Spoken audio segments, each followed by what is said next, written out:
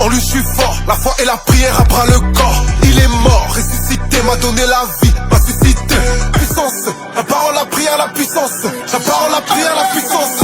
Je veux le réveil, sois réveillé. Je veux le réveil, sois réveillé. Salut à tous, bienvenue dans Made in Christ. Made in Christ, qui est une émission chrétienne à caractère professionnel. Dans cette émission, nous recevons des personnes d'exception, préfabriquées, manufacturées par l'industrie céleste. Vous allez découvrir ces personnes avec moi. Nous recevons un jeune entrepreneur congolais, un entrepreneur de talent qui innove dans l'écosystème numérique du Congo. Comme on le dit dans cette émission, le monde attend ta manifestation. Ensemble avec moi, nous allons découvrir ce jeune talentueux et entrepreneur. La parole, la prière, la puissance. La parole, la prière, la puissance. La parole, la prière, la puissance. Je suis Jen Lola, promoteur de Créalab, de formation. Donc, formation universitaire, j'ai fait génie industriel, mais juste après, je me suis converti donc dans les métiers du digital. Donc, c'est le fruit donc de ce projet ou disons de cette entreprise-là. Juste après, donc j'ai suivi une formation en développement web, web design. Actuellement, j'occupe donc la fonction de promoteur donc de Créalab. D'où vous est venu le déclic pour savoir que c'est dans le domaine du digital que vous devriez trouver votre épanouissement? Premièrement, ce sont les défis communautaires, notamment la précarité de l'emploi, le chômage.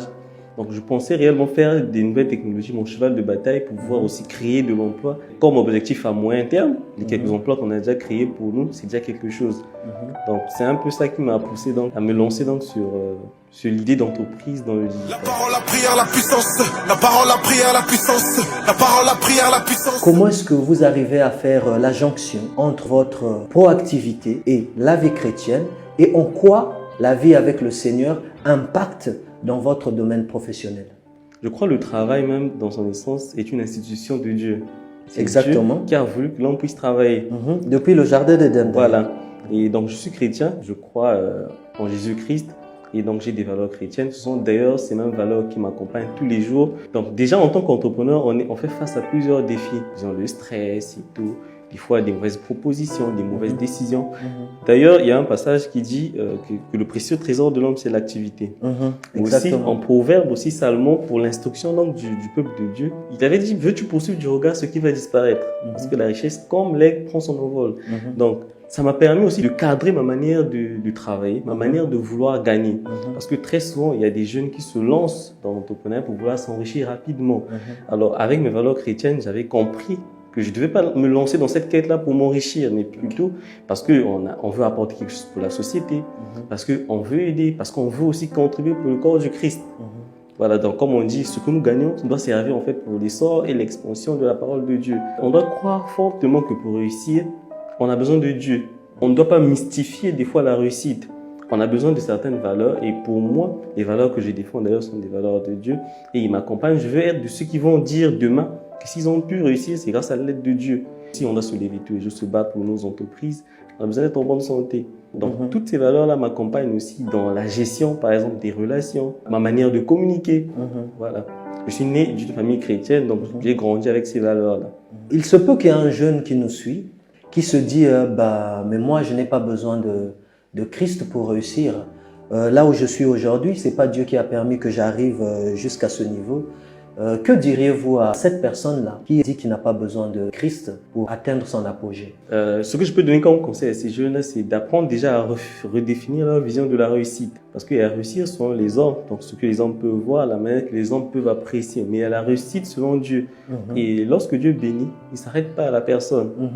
Il bénit non seulement ton entourage, mais même ta descendance. Les générations qui vont venir, Exactement. Ils vont jouir de cette richesse-là. Et en parlant de richesse, on peut prendre l'exemple de Salomon, par exemple. Lui, d'ailleurs, on avait demandé de choisir entre la richesse et autre chose, mais il a choisi la sagesse. Exactement. En ayant donc cette sagesse qu'il a pu développer donc le royaume. C'est-à-dire, il a pu donc acquérir des richesses, bâtir l'un des royaumes les plus puissants de l'époque.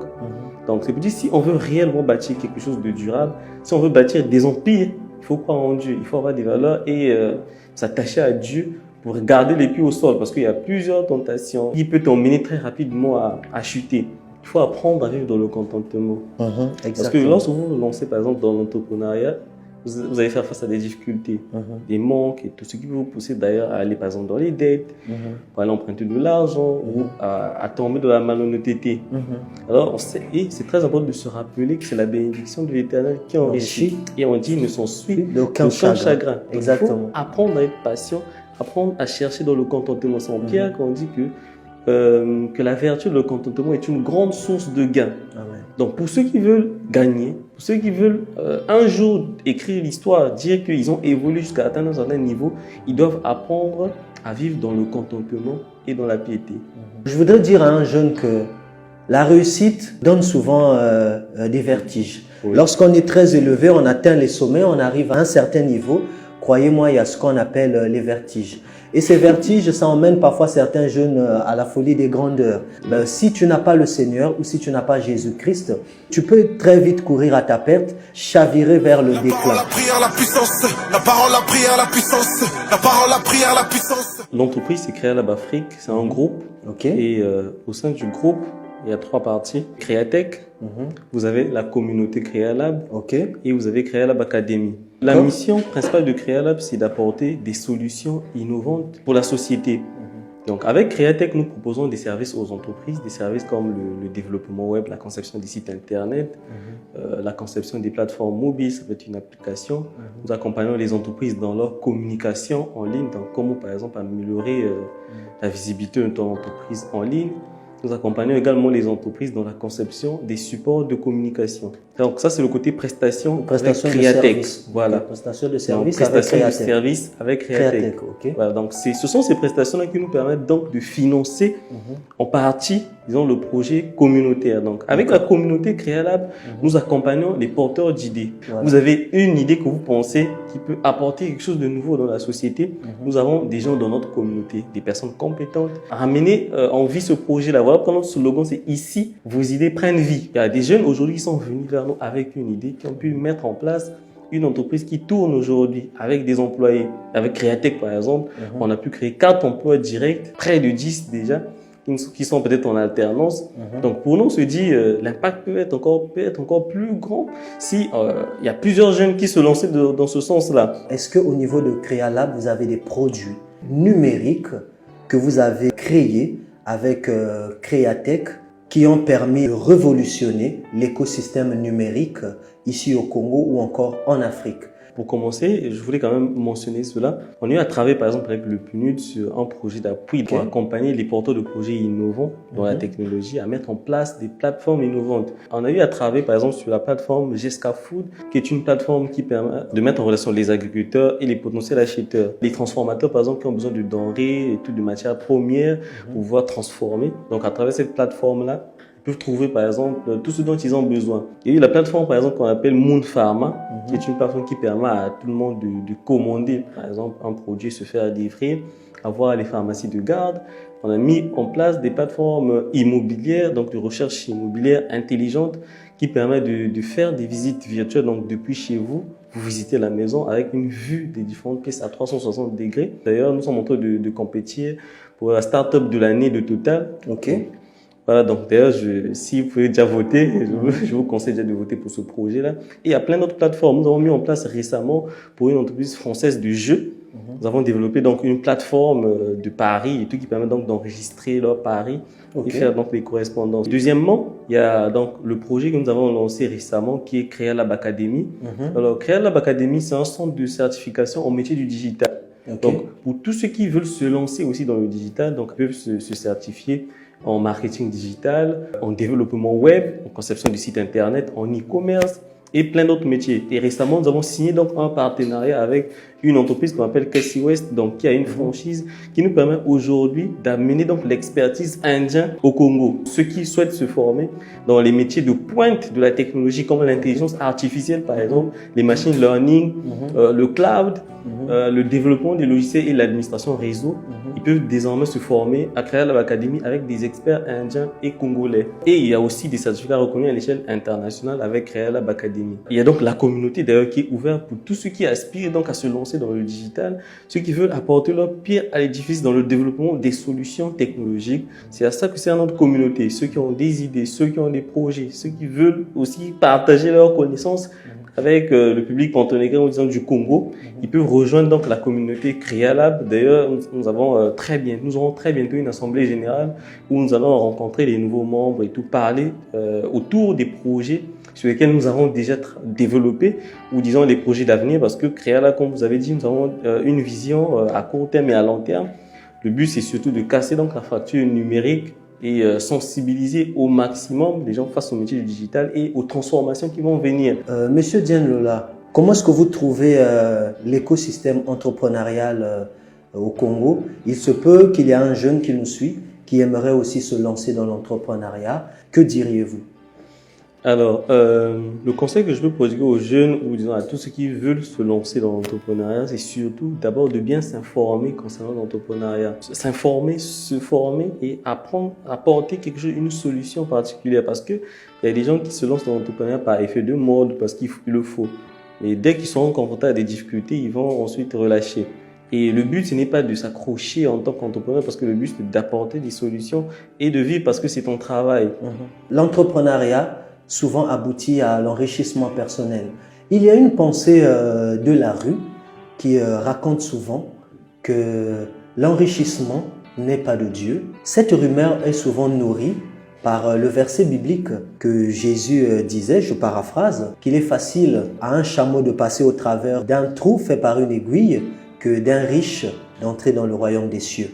Que diriez-vous à ces personnes qui continuent de penser cela? Ce même Jésus, déjà, il dit en Jean 10 que moi, je suis venu afin que mes brebis aient la vie et qu'elles soient dans l'abondance. Mais en Corinthiens aussi, l'apôtre Paul dit, le souhait de Dieu, c'est que nous ayons en abondance, mais aussi pour toute bonne œuvre.